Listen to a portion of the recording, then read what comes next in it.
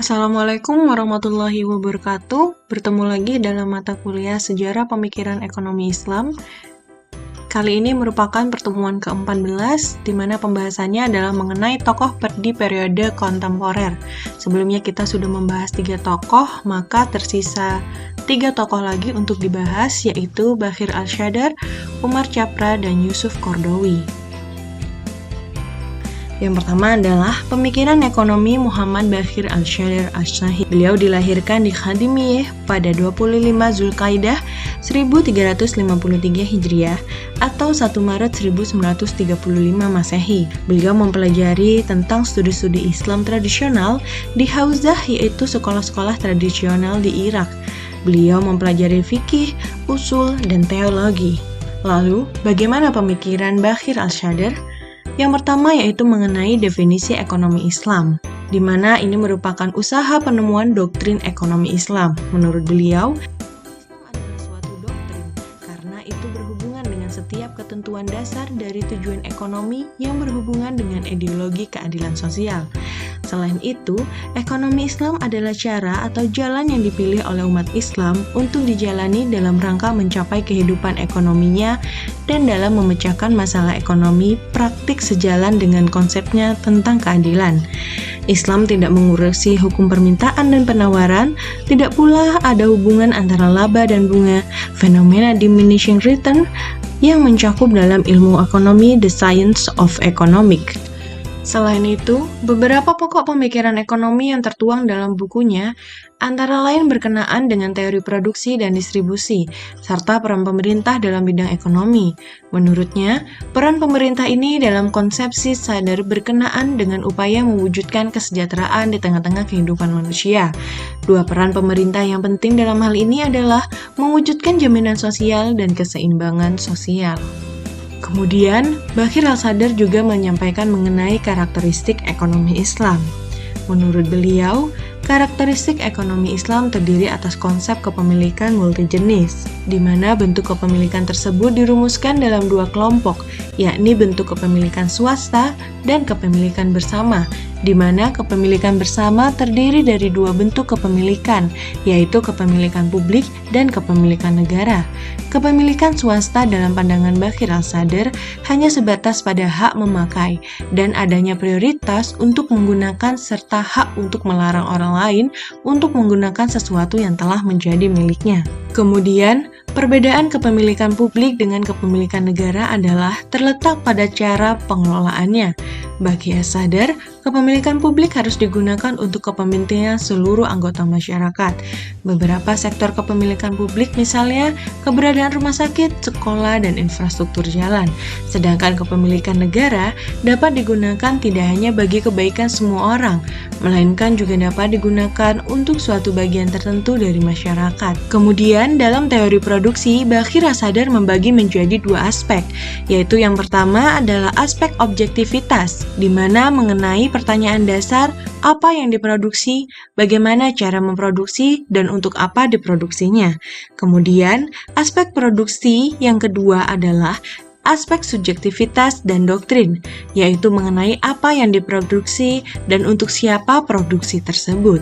Hal tersebut merupakan patokan bagi pemerintah yang memperbolehkan atau dilarangnya barang-barang yang bisa dikonsumsi oleh masyarakat. Kemudian dalam teori distribusi, Bakhir Al-Shadar membagi pembahasannya menjadi 2 bagian, yaitu distribusi sebelum produksi, pre-production distribution, dan post-production distribution.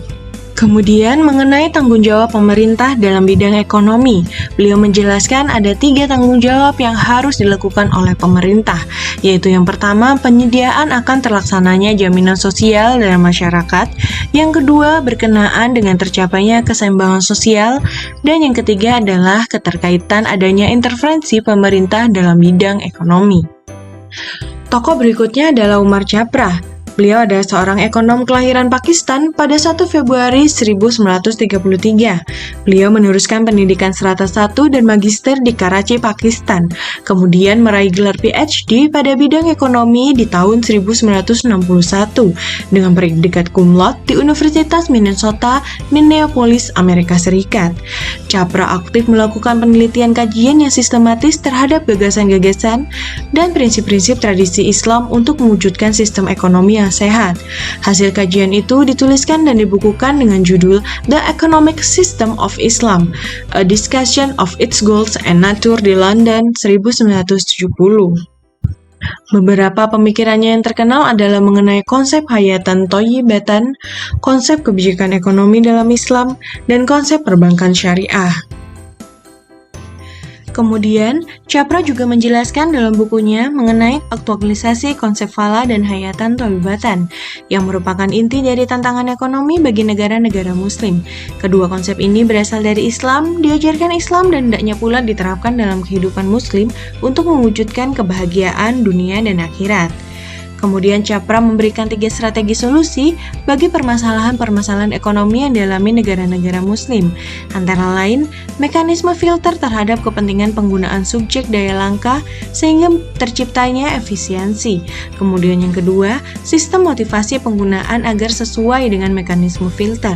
Dan yang ketiga, rekonstruksi sosioekonomi yang akan menegakkan kedua elemen tersebut dan mengaktualisasikan hayatan thayyibatan. Kemudian, Capra mengajukan mekanisme kebijakan moneter yang terdiri dari 6 elemen.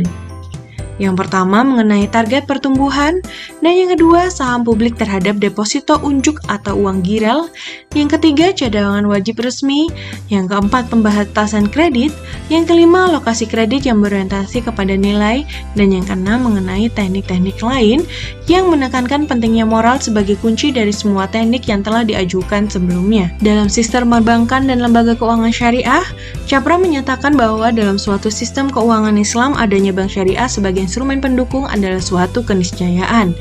Bank syariah dengan sistem corporate governance dan manajemen yang baik akan memperkuat pergerakan keuangan Islam, meminimalisir kegagalan, dan diharapkan mampu mewujudkan keadilan sosioekonomi dan pelarangan bunga.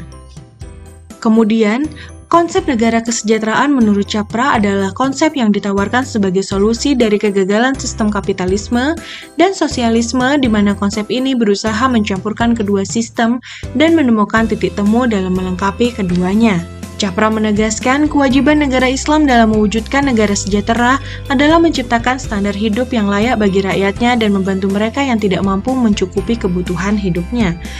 Menurut Capra, sejahtera bukan berarti yang kaya, namun yang ideal, yaitu keadaan di mana terjadi keseimbangan antara keadaan material dan spiritual yang diperoleh dari sumber-sumber daya yang ada. Tokoh berikutnya adalah Yusuf Qaradawi. Beliau lahir dengan nama Yusuf bin Abdullah bin Ali bin Yusuf al-Qaradawi. Tempat kelahirannya di desa Sharf at-Turab, yaitu di Mesir bagian barat pada tanggal 9 September 1926. Al-Qaradawi mengawali karirnya sebagai penceramah dan pengajar di berbagai masjid. Ia juga menjadi pengawas pada Ma'had Al-Aimah, yaitu Akademi Para Imam. Yusuf Qaradawi mengkritisi mengenai pengambilan keuntungan dalam jual beli. Menurut beliau, barang yang menurut sifatnya mengalami perputaran dengan cepat, yaitu beberapa kali dalam kurun waktu 1 tahun, seperti makanan dan sejenisnya, maka hendaknya mengambil laba yang lebih kecil.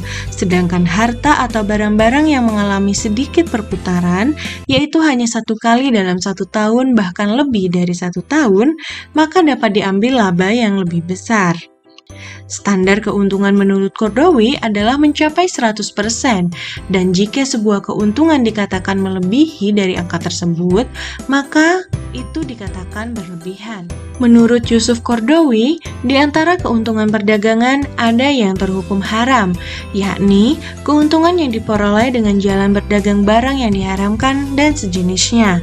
Keuntungan dari jalan menipu dan menyamarkan, memanipulasi dan merahasiakan harga saat penjualan, keuntungan dengan cara tipu daya yang buruk, keuntungan dengan cara yang menimbun. Beberapa keuntungan yang didapat dengan cara yang tidak baik adalah seperti menjual barang yang banyak mudaratnya, menipu dan mengelabui pembeli, menghadang khalifah, dan merahasiakan harga di pasaran untuk dijual kembali, serta menimbun barang dagangan dengan maksud dijual saat langkanya barang tersebut.